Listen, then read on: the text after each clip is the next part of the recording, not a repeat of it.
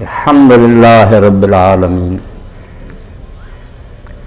واشہد ان لا الہ الا اللہ وحدہ لا شریک لہ احسن الخالقین واشہد ان سیدنا و مولانا محمدا عبدہ ورسولہ ارسلہ بالحق بشیرا و نذیرا بین یدی الساعۃ رحمۃ للعالمین اما بعد فاعوذ باللہ من الشیطان الرجیم بسم اللہ الرحمن الرحیم وَأَطِيعُوا اللَّهَ وَرَسُولَهُ وَلَا تَنَازَعُوا فَتَفْشَلُوا وَتَذْهَبَ رِيحُكُمْ وَاصْبِرُوا إِنَّ اللَّهَ مَعَ الصَّابِرِينَ۔ واجب الاحترام سامعین کرام، میرے محب مخلص مولانا محمد حسین، اللہ تعالیٰ ان کو سلامت رکھے اور ان کی توفیقات میں اضافہ کرے۔ ان کے اصرار کی وجہ سے میں آپ کی خدمت میں حاضر ہو گیا ہوں، ورنہ میری صحت اجازت نہیں دیتی تھی، مگر میں مولانا کا مطالبہ رد نہیں کر سکا۔ اب میں آپ کی خدمت میں جو حاضر ہوں نا، یہ میں سمجھتا ہوں کہ وقت جو ہے میرے پاس اللہ کی امانت ہے۔ اس میں اگر میں خیانت کروں اور صحیح بات آپ کی خدمت میں نہ عرض کروں، آپ کی خوشنودی کا خیال کروں یا کسی دوسرے کا، تو میں اللہ کی عدالت میں مجرم ہو کر پیش نہیں آنا چاہتا۔ اس لیے آپ حضرات پوری توجہ سے میری بات سنیں، عام رب سے ہٹ کر میری باتیں ہوں گی۔ میں نہیں چاہتا کہ مقررین اور خطباء کی طرح کی باتیں کی جائیں۔ یہ ممبر پر جب کوئی شخص بیٹھتا ہے تو یہاں سے جب اٹھتا ہے تو اس کا یا قدم جنت میں ہوتا ہے یا جہنم میں۔ یہ کوئی معمولی بات نہیں کہ وہ نائب رسول ہوتا ہے۔ اگر یہاں دیکھے کہ مجمع کس طرح خوش ہوتا ہے یا یہ لوگ متاثر ہوتے ہیں تو یہ کوئی بات نہیں، یہ شرک کا ایک شعبہ ہے۔ آدمی کو یہ دیکھنا چاہیے کہ میں جب اللہ کے ہاں پیش ہوں گا تو عند اللہ میں جو کچھ کہہ رہا ہوں اس کا جواب دینا ہے، وہاں میری کیا حالت ہوگی۔ بسم اللہ نام ماشاءاللہ۔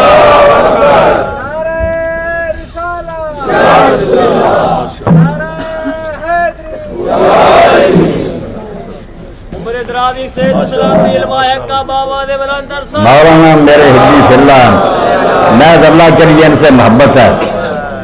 آپ کے حلقہ میں شاید بدنام ہی ہوں، میں جانتا ہوں اپنے شہر کے لوگوں کو بھی، کچھ مولانا کو اچھا نہیں جانتے، مگر یقین جانیں میں جو آپ کے سامنے ہوں نا، اور شیعہ سے کچھ میں ذرا نرمی کا رویہ رکھتا ہوں، حالانکہ میں اہل سنت ہوں، اہل حدیث، اس میں کوئی شک نہیں۔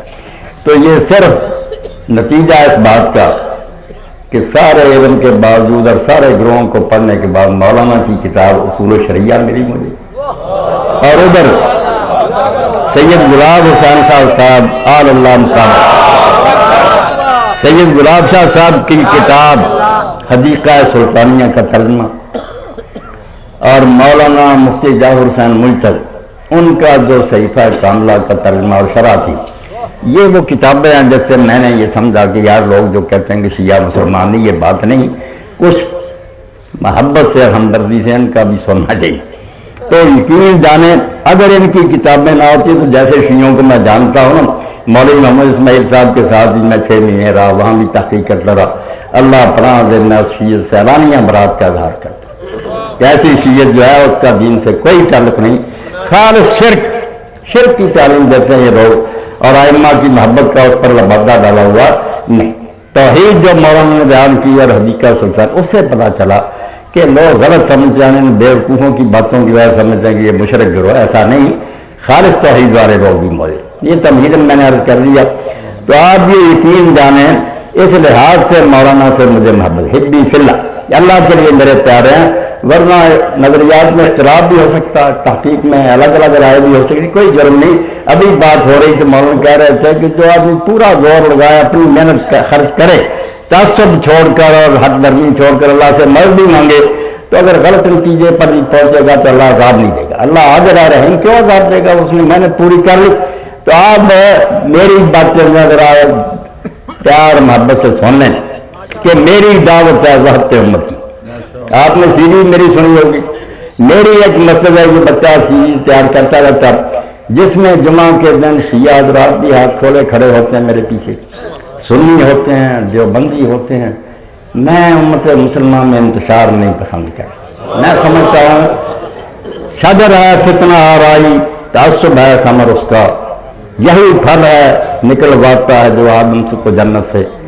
ये तासुब जब उम्मत में पैदा हो गया कि हम ही मुसलमान हैं, दूसरे मुसलमान नहीं, इसने हमें बर्बाद कर दिया। आप सारे साहिब शऊर हैं, जो हालात इस वक्त आलम इस्लाम को दरपेश हैं सारी मुसलमान दुनिया में, वो भी हमारी आंखें खोलने के लिए काफ़ी नहीं है कि हम इन झगड़ों में पड़े रहें और वो यहूद और हनूद और सारे कुफार जो क्या कहाँ हमें माफ़ कर रहे हैं।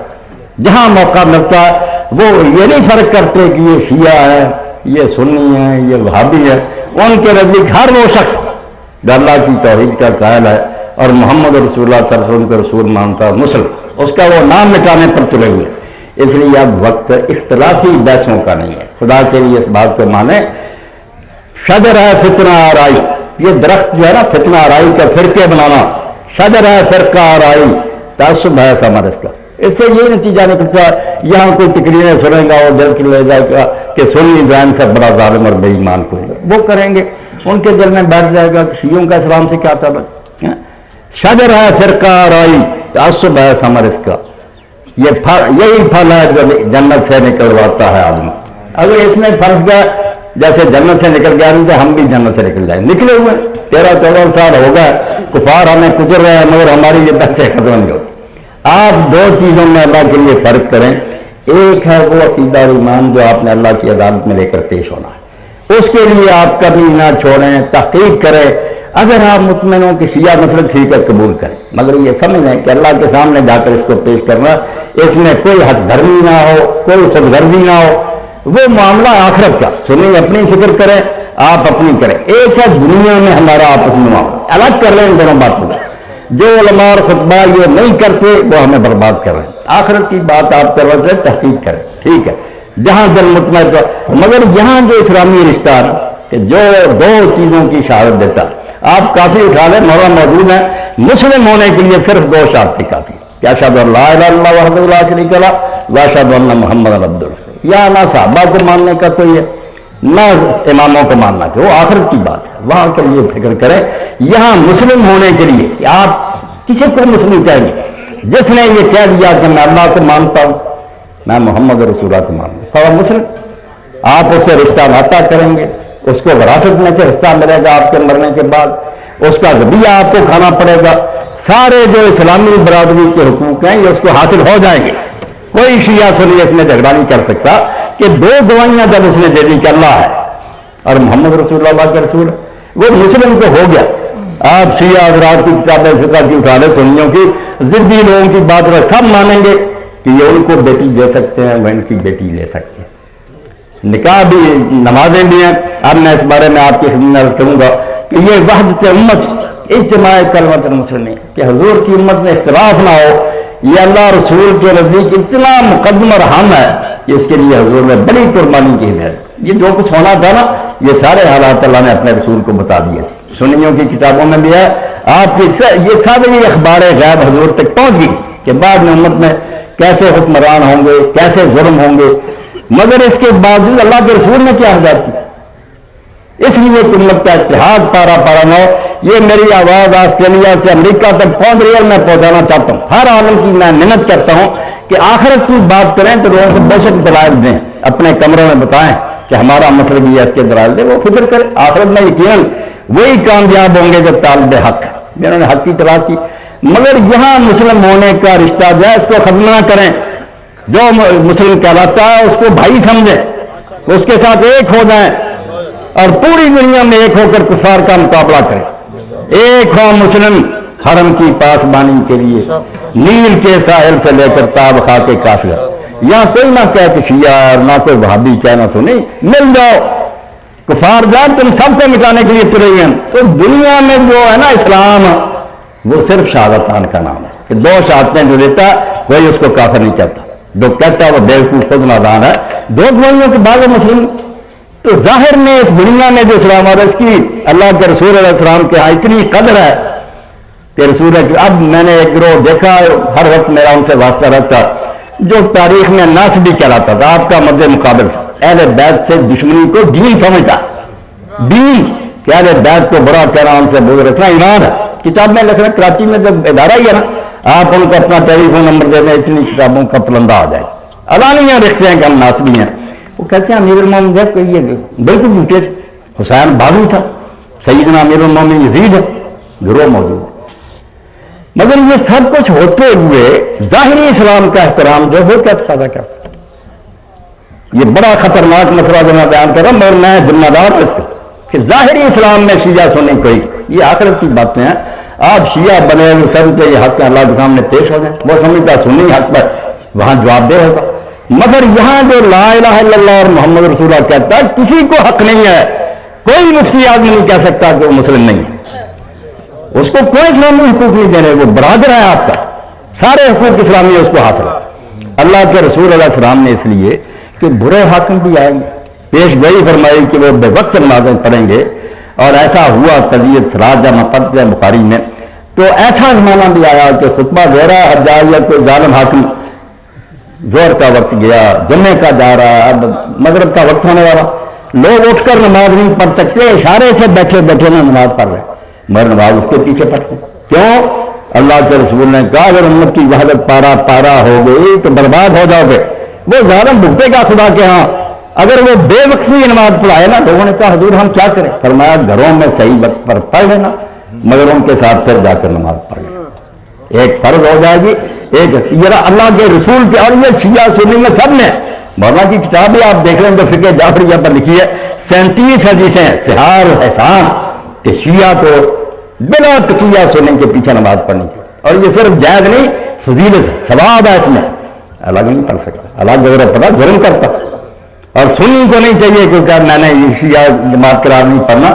جب معتمر عالم اسلامی کا پہلا اجلاس ہوا، جب یہ اسرائیل قائم ہوا، تو مفتی اعظم سے سید امیر الحسینی رحمۃ اللہ، انہوں نے بلایا علماء اسلام کو، شیعہ بھی تھے، تو آقا شرف الدین حسینی بھی وہاں تھے، نماز کے لیے انہوں نے مفتی صاحب نے ان کو آگے کیا، سنیوں نے بھی ان کے پیچھے، انہوں نے کہا کہ تم لوگ مل کر نماز نہیں پڑھ سکتے تو یہود کو کیا جواب دو، کیا یہودیوں کا مقابلہ کر رہا، وہ دیکھیں نماز بھی نہیں مل کر پڑھ۔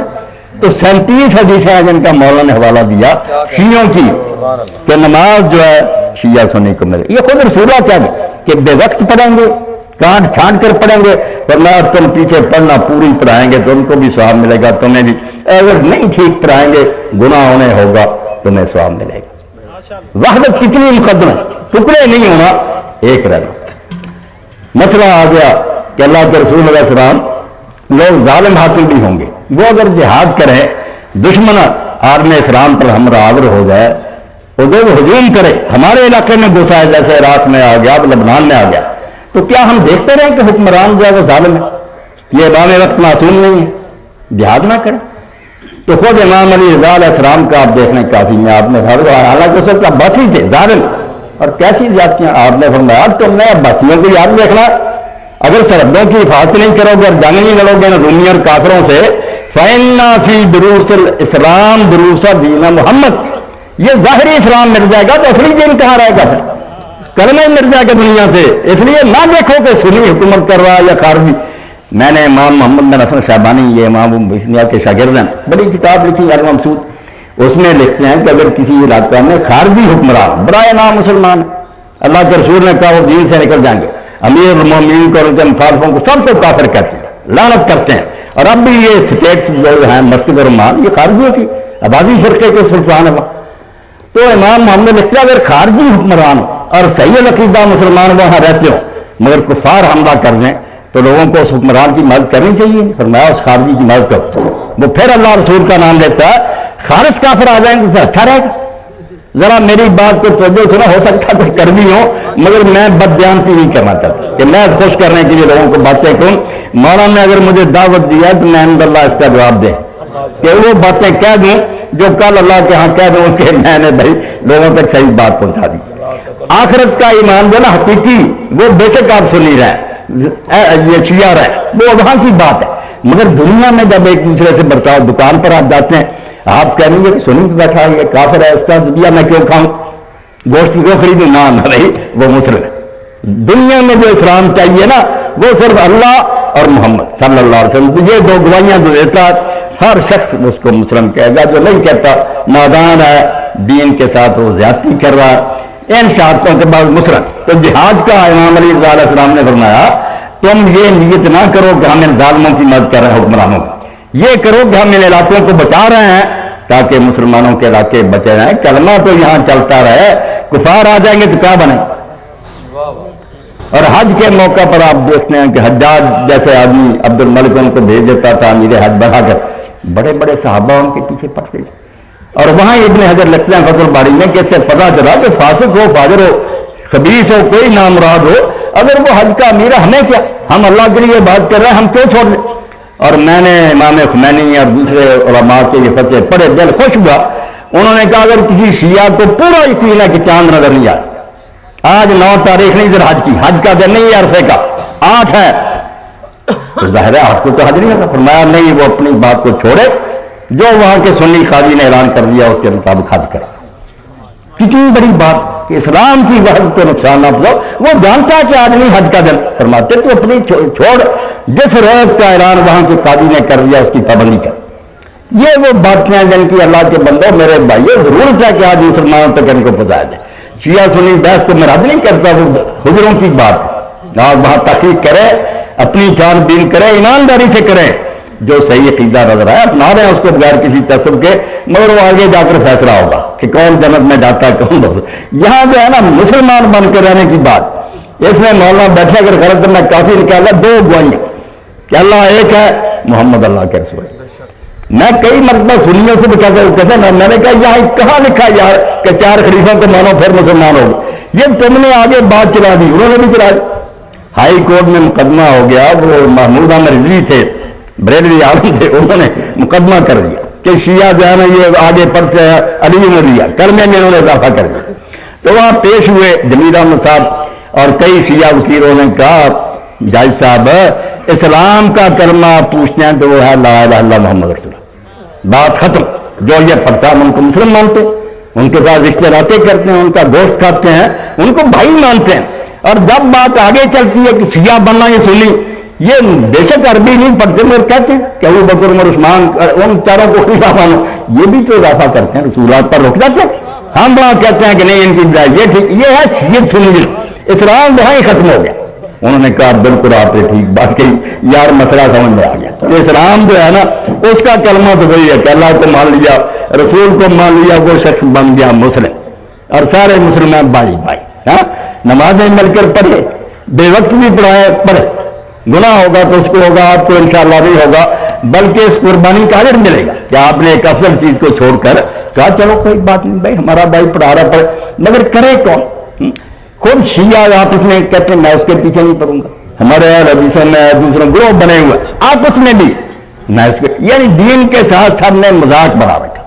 دین کہتا ہے کہ جو مسلم ہے اس کو بھائی مان، اس کے ساتھ اس دنیا میں تو مسلمان والا سلوک کرو نا، آگے جا کر وہ جہنم میں جاتا ہے آپ کو کیا، اس کو بھی چاہیے تحقیق کرے، نہیں کرتا بھگتلے گا. یہاں نہ ساتھ ڈالیں، یہاں ایک ہو جائے.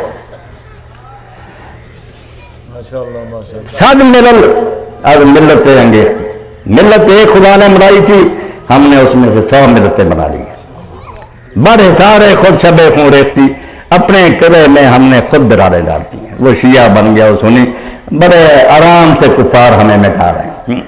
یہ افغانستان میں بربادی آپ کو علم ہے. طالبان سنی تھے اور سخت قسم کے. مولانا رشید احمد بہانیہ مرحوم ہو گئے، انہوں نے لکھ دیا کہ مذہب شیعہ، آگ لگا دی، متصب ہو گئے. شمالی اتحاد والے ایرانیوں کے ساتھی جو ان سے قسم کی جاری، نتیجہ کیا نکلا؟ ملک برباد ہو گیا.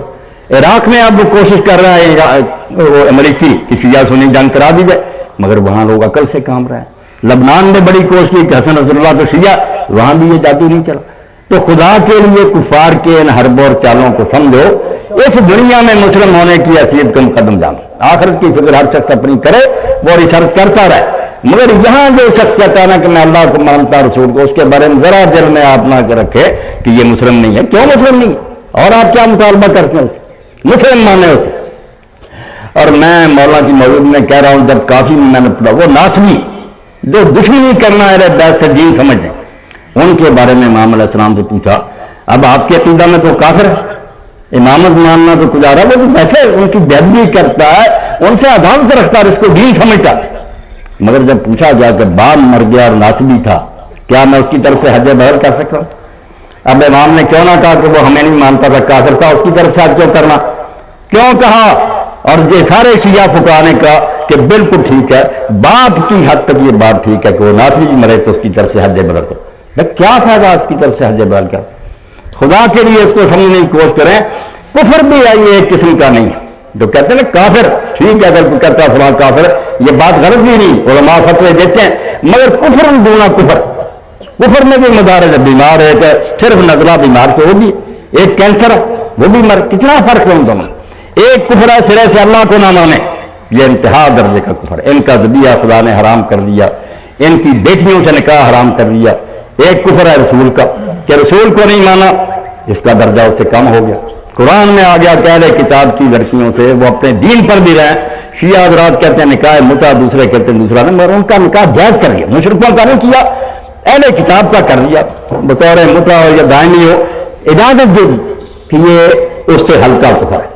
اور یہ امامت کا کفر یا صحابہ کا کفر کہ کوئی نہیں مانتا، اگر یہ اس درجے کا ہوتا تو امام علیہ السلام یہ نہ کہتے کہ ناسبی باپ کی طرف سے تم حج بدل کر لو، تو میں کتنا بے ایمان تھا، ٹھیک ہے وہ عذاب نہیں کرنی چاہیے، مگر اسلام سے تو یار خارج نہیں ہوا، مسلمان ہے، حج بدل اس کی طرف سے کرو۔ اب باب الحج نکال لینا اور پڑھا دینا کہ کہا نہیں امام نے کہ ناسبی باپ کی طرف سے حج کرو، دشمن اہل بیت ہے، صرف یہ نہیں کہ امام سے نہیں مانتا، علانیہ کہتا کہ میں ان کو برا کہتا ہوں، ان سے عداوت رکھوں، ان کی طرف سے حج بدل کا کیا مطلب؟ کیا میری بات کا کہ ایک اسلام ہے جو اللہ کی عدالت میں ڈانٹا جائے گا، یہ شخص کی تحقیق کیا تھی وہ ہر شخص والا تحقیق کرنی چاہیے۔ ایک اسلام ہے قانونی اور ظاہری کہ دنیا میں ہم کس کو مسلم مانیں، اس کے لیے اس کے سوا کوئی چیز نہیں ہے کہ وہ اللہ کو مانے اور رسول کو مانے۔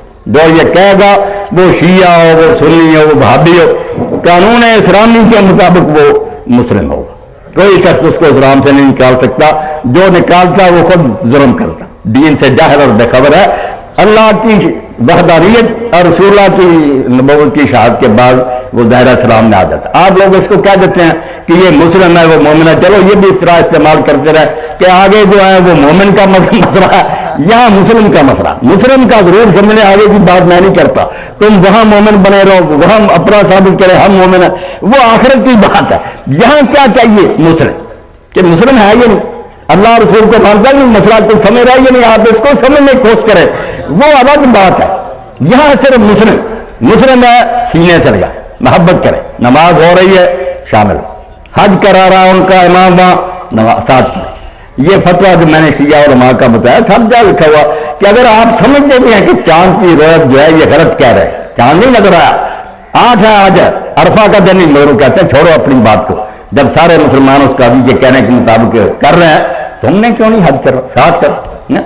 اور میں گیا حج پر بڑی خوشی، پہلے بھی کیا کئی مرتبہ، مگر میں دیکھتا تھا شیعہ دوست نکل جاتے نماز کے ساتھ شامل، اس مرتبہ کے سب صفوں میں کھڑے، ہاتھ چھوڑے ہوئے ساتھ ہی پڑھ رہے، دل خوش ہوا کہ کم از کم امام نے خمینی رحمۃ اللہ نے یہ تو اچھا کام کیا، انہیں سمجھا دیا کہ یار ہاتھ لٹکا کر پڑھ لو مگر ساتھ ہی پڑھو، کیوں نکل جاتے ہو، خواہ مخواہ دنیا کو دکھاتے ہو کہ اللہ کے گھر میں بھی ایک نہیں ہے، تو اللہ کے لیے یہ باتیں چھوڑے، جو باتیں ہیں نا مسلمان رہنے کے لیے ان کو آپ مقدم سمجھیں کہ اللہ اور اس کی توحید اور رسول کی رسالت کی گواہی کے بعد لوگ آپس میں بائی۔ اب ذرا آپ دیکھیں، میں نے وہاں بھی رجوع میں خطاب میں یہ کہا کہ خاندان رسالت کے احسان کا مسلمان کوئی افسانہ نہیں دے سکتے، بڑی قربانی کی کہ سمجھتے تھے کہ ہماری حق تلفی ہوئی، مگر امیر المومنین کے ساتھیوں نے کوئی بغاوت نہیں کی، کوئی شرارت نہیں چھیڑی، مشورہ مانگا وقت کے حکمرانوں اور خلیفوں نے، جانبداری سے مشورہ کیا، وہ سارے نظر بڑھایا موضوع کہ اس میں اسلام کی بہتری ہے، کوئی بخل نہیں کیا، تحفظ نہیں رکھا کہ میرے ساتھ یہ لوگ ایسا کرتے ہیں میں کیوں ان کو مشورے دیے، بالکل خیر خواہی کی ہے، نمازیں ان کے ساتھ پڑھی ہیں، کتابیں پڑھی، بہار الانوار آپ پڑھے، نماز سے امیر المومنین انکار نہیں کی، بالکل ساتھ پڑھتے تھے، جیسے مولانا کہتے ہیں کہ پڑھا کرو سنیوں کے ساتھ، اسلام کے اتحاد کی خاطر چھوڑا نہیں، ہر جگہ ساتھ دیا۔ اور امام حسن علیہ السلام کا تو آپ دیکھتے ہیں کہ وہ تو پھر بھی بہت مانا خراب ہو گیا تھا پہلوں کی نسبت بھی، مگر انہوں نے پھر بھی قربانی دے دی کہ اگر میری سلطنت چھوڑنے سے مسلمان متحد رہ سکتے ہیں، خانہ جنگی سے بچ سکتے ہیں، تو یہی بات علامہ اقبال فرماتے ہیں کہ مریم تو ایک لحاظ سے علیہ السلام معزز ہے، محترم ہے، جیسے میرے بھائی بلوچ صاحب کہہ رہے عیسیٰ علیہ السلام کی والدہ مریم یک نسبت عیسیٰ بھی آج سے نسبت حضرت زہرا دی. اور فاطمہ علیہ السلام تو 3 وجہ سے محترم. باپ ہے تو خاتم الانبیاء، خامد ہیں وہ اولیاء کے سردار، اور بیٹے ہیں 2 مادر مرکز پرکار عشق، مادر قافلہ سالار عشق، یکے شمع شبستان حرم، حافظ جمعیت خیر الامہ. رسول اللہ کی امت کی وحدت کو بچانے کے لیے، ورنہ کر جاتے کہ میں کیوں اس شخص کو حکومت دوں. نہیں، اگر یہ دینے سے بھی مسلمان بے اتفاقی سے بچ سکتے ہیں. تانشین ذات سے پیکاروں کی تخت پشت پادر برسر تاج، تخت و تاج کو ٹھوکر مار دی. مسلمانوں میں خانہ جنگی نہیں پسند. حالانکہ وہ جس قسم کا اسلام اس وقت تھا سارے جانتے، سنی شیعہ سب جانتے ہیں. بہانہ بنانے کی انہیں بھی پتا کہ اللہ کے رسول علیہ السلام نے کیا فرما دیا تھا کہ یہ ملک عزوز ہوگا. معاویہ سے جو حکومت شروع ہوگی وہ ظالمانہ ٹائرنگ کنگن، کوئی اسلامی حکومت نہیں ہوگی. ایک سنی عالم نہیں مجھے میرا جو کہے کہ اس کی حکومت اسلامی تھی. مگر کیا کیا جاتا؟ مسلمانوں کا اتحاد برباد ہوتا. کفار کو موقع دیا جاتا کہ وہ ملک میں گھسا نہیں، قربانی دے دی. اور امام حسین علیہ السلام کے واقعہ میں جب ایک سادہ دل آدمی پڑھتا ہے کہ امام نے قدم قدم پر کہا کہ اگر تم لوگ مجھے پسند نہیں کرتے تو مجھے واپس جانا. یہ تاریخ میں قدم قدم پر امام نے حر ملا تو کہا بھائی ان لوگوں نے بلایا تھا، اگر نہیں اچھا سمجھ میں واپس جا رہا. میدان کربلا میں بھی مرمر صاحب سے کہا. اب ایک آدمی کہتا ہے یار اگر وہ جہاد کے لیے گیا تھا ایسی باتیں تو کرتے جان بچانے کی. توبہ توبہ، جان بچانے کی بات نہیں. جان تو وہ اللہ کے رسول کے سینہ پر کھیل رہے تھے. اس وقت حجرے میں جب گیا امیر المومنین علیہ السلام اور ام سلمہ رضی اللہ تعالیٰ عنہ، دیکھا حضور کی آنکھوں سے ٹپ ٹپ آنسو جاری. پوچھا اللہ کے رسول کیا معاملہ؟ یار سنت کی حدیثوں سے بیان کر رہا ہوں. حضور نے فرمایا میرے پاس سے ایک فرشتہ اٹھ کر گیا جو کبھی زمین پر نہیں آیا. یہ اتنا ہم معاملہ ہے کہ اس کی اطلاع کے لیے خصوصی فرشتہ آیا. اور اس نے کہا اللہ کے رسول آپ اس بچے سے پیار کر رہے ہیں، یہ تو شط الفرات پر شہید کر دیا جائے. یعنی اس وقت سے بیٹے کو پتا تھا. تو اس لیے اگر وہ کہتے ہیں واپس جانے دو تو مسئلہ کیا تھا؟ وحدت امت کی برقراری.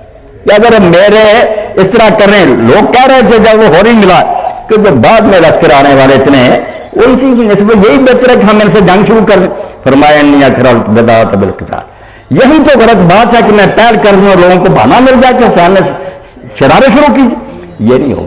باقی لوگوں نے دیکھ لیا کہ جب کوئی بات انہوں نے صلح کی نہیں مانی، اتحاد کی پیشکشیں ساری ختم ہوگی.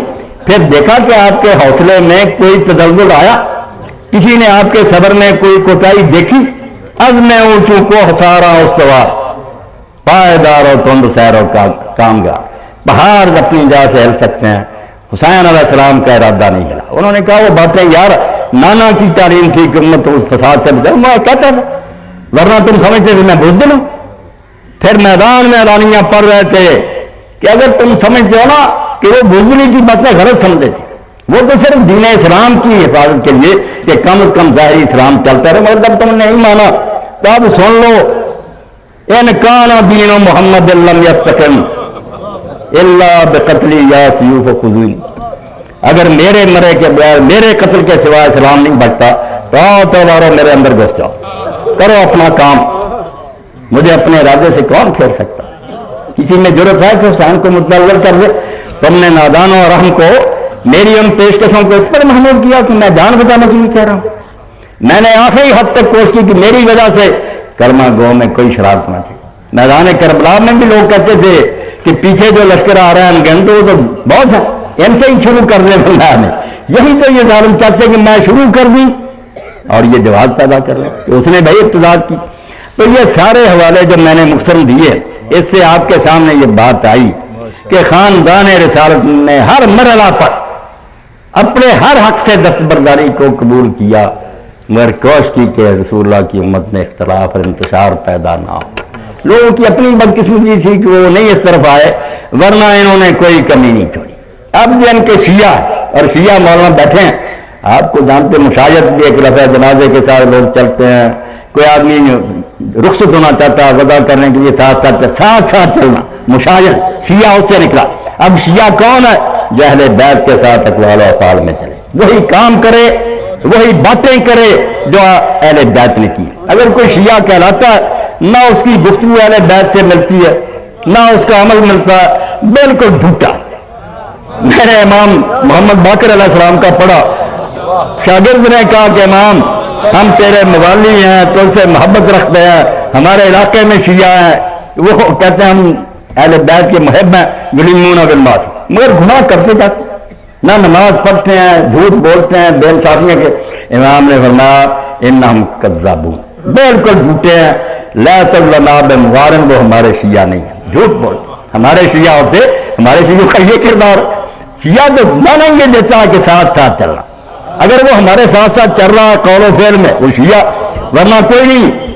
مفتی جعفر حسین منچر لکھتے ہیں شرح نہج البلاغہ میں کہ امیر المومنین علیہ السلام اپنے زمانہ حکومت میں تشریف فرما تھے تو کمبر نے آ کر اطلاع دی کہ آپ کے کچھ شیعہ ملنے کے لیے آئے۔ آپ نے نظر دوڑائی تو دیکھ کر فرمایا جاؤ نے کہہ دو تم علی کے شیعہ نہیں ہو، نہ ان کے ماتھوں پر سجدوں کا کوئی نشان نظر آتا ہے، نہ روزوں کی وجہ سے ان کے پیٹ جو ہے وہ چپکے ہوئے ہیں، یہ کون سے میرے شیعہ، ایسے شیعہ ہوتے؟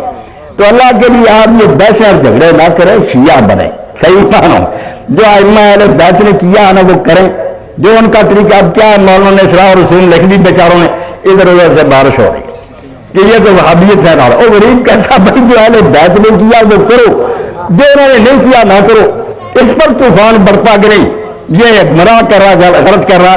اللہ خوش رکھے، میں اپنی بات ختم کرتا ہوں، اب آ گیا ساجد نقوی صاحب نہیں، بالکل ٹھیک ہے، میں ان کا جواب، میری بات اور السلام علیکم ورحمۃ اللہ وبرکاتہ۔ جاننا چاہتے شیعہ کیسے؟ نہیں بس میں نے بات جو ہے نا اپنے بھائیوں تک پہنچا دی، یا معاشر المسلمین یا اخوۃ الاسلام، میرے محترم آ گئے ساجد نقوی صاحب، میں نے ان کے والد گرامی کا بھی حوالہ آپ کو دیا کہ وہ حدیقہ سلطانیہ کا ترجمہ اور مولانا کی اصول شرعیہ اگر میں نہ پڑھتا، اللہ گواہ میں آپ کی محفل میں کبھی نہ آتا۔ دو شیعہ میں نے دیکھے تھے، ان کی کتابیں پڑھی تھی، میں جانتا ہوں اسلام کے ساتھ ان کا اللہ کی قسم کوئی تعلق نہیں، نہ وہ خدا کی توحید ہے ان کے پاس، نہ کوئی بات ہے اپنا جعلی دین بنایا ہوا۔ یہ کتابیں تھیں جن سے مجھے کچھ تسلی ہوئی کہ یار یہ اسلام سے باہر نہیں نکلا ہوا گروہ، اسلام کا گروہ توحید کو مانتے ہیں، اور توحید ہے باری تعالیٰ بھی ایسی پاک اور صاف کہ جس میں کسی شرک کی ملاوٹ نہیں، کوئی تشبیہ نہیں، کوئی تمثیل نہیں، خالص تنزیہ کی۔ ان دو کتابوں کی وجہ سے میرے دل میں کچھ رغبت پیدا ہو، میں پڑھا، ٹھیک ہے میں اب بھی کوئی شیعہ نہیں ہوں، نام کسی گروہ سے چلے، میں صاف کہتا ہوں، وہاں بھی میرے تقریریں ہوتی ہیں، آپ نے پہلے بھی سنی ہے، میں کہتا ہوں میں ٹھیک ہے یہ مسجد اہل حدیث کی ہے، مگر میں اہل حدیث نہیں کہہ رہا تھا، وہاں بھی منبر پر کہتا ہوں کہ اگر تم سمجھتے ہو نا کہ میں صرف آپ لوگوں کی جو باتیں وہ دہراؤں، یہ نہیں ہوگا، میں اپنے علم کی بنا پر جو باتیں صحیح سمجھتا ہوں، جن کا میں نے اللہ کے جواب دینا وہ کہوں گا۔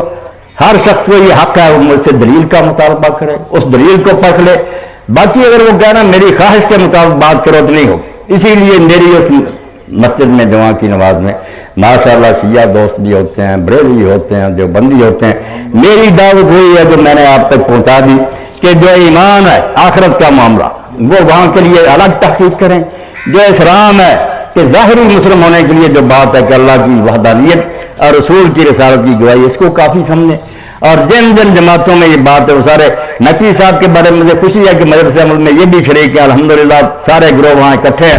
یہی میں کہہ رہا ہوں کہ یہ زمانہ جو ہے اختلافات کو اچھالنے کا نہیں ہے، پوری دنیا کفر جو ہے وہ متحد ہو گئی ہے کہ ہمیں مٹا دے، اس لیے اگر ہم نہ سمجھو گے تو مٹ جاؤ گے۔ انہوں نے تو کہا تھا ہندوستان والوں ہمیں اسلام والوں کو چاہیے، تیری بربادیوں کے مشورے ہیں آسمانوں میں، پوری دنیا ٹوٹی ہوئی ہے کہ مسلمانوں کو ختم کر دیا جائے۔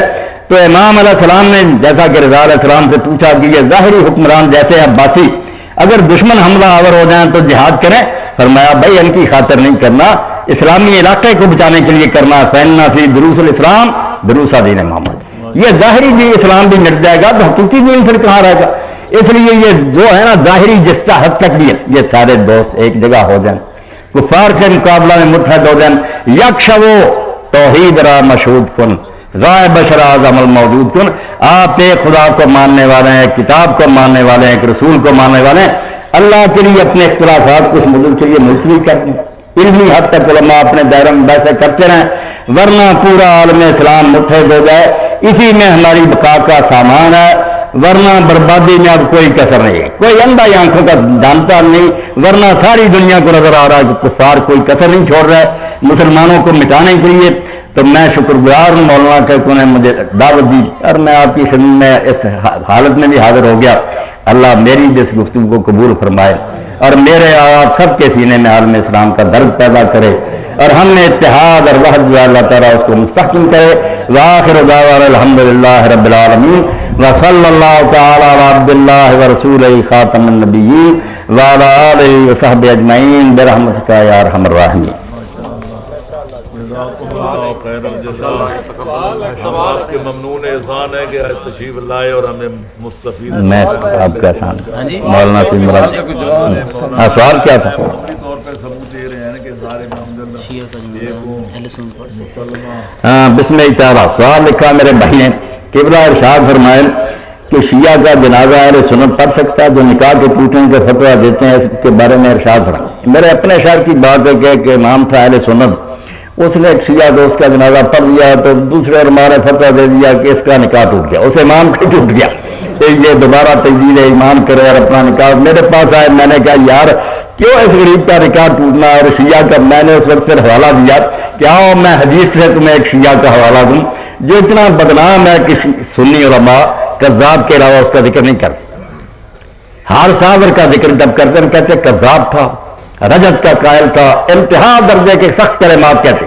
مگر اس کے مرنے کا وقت آیا تو اس نے کہا کہ میرا جنازہ گورنر کوفہ صحابی عبداللہ بن یزید خطیب پر آئے, انہوں نے جنازہ پڑھایا صحابی رسول نے, انہوں نے اس کو لہد میں اتارا, پاؤں کی طرف سے سال کر کے داخل کیا اور کہا یہی سنت. میں نے کہا حدیث ابھی نکال کر دیکھو, اتنا اعلانیہ بدنام شیعہ اس کا صحابی جنازہ پڑھا رہا ہے, اس کا نکاح نہیں ٹوٹا. کیوں کہتے ہیں ایسا؟ بھائی مسلم ہے, بھائی ہے, پڑھا کرو. نکاح کیا ٹوٹنے جب پتہ چلے ہمارے بھائی پڑھو. یہی تو میں آپ کے سامنے چلاتا رہا ہوں. اگر کوئی نہیں سمجھ سکا تو اللہ تعالیٰ ہدایت دے.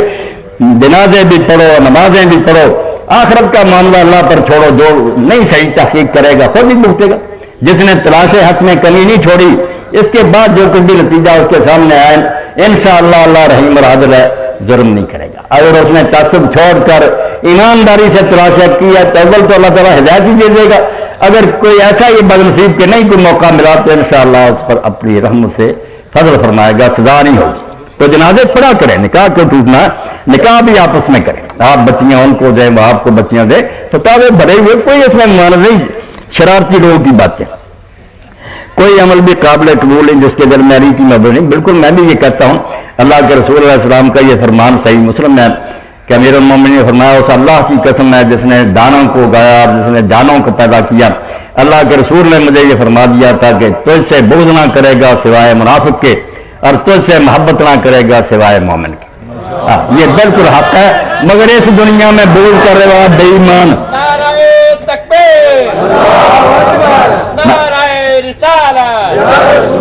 علی کا طرز زندگی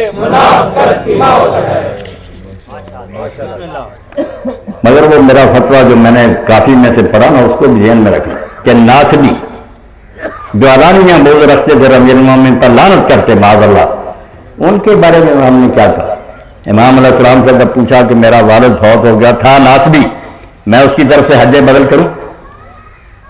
عام سنی کی بات نہیں, ناصبی یہی جس کے بارے میں آپ پوچھتے ہیں, وہ وہاں منافق ہے, یہاں مسلم ہے, کلمہ پڑھ رہا, ہم نہیں اس کو کافر کہیں گے. اگر کفر ہے تو وہی کفرون دونہ کفر, کوئی کفر بہت سخت درجے کا ہے کہ اس سے ہلکا. یہ سارے اہل اسلام آپس میں بھائی بھائی بن کر رہے ہیں. تو میں شکر گزار ہوں, ان دونوں سوالوں سے کچھ اور وضاحت ہوگی. اللہ ہمیں ایک ہونے کی توفیق. وآخر دعوانا الحمدللہ رب العالمین.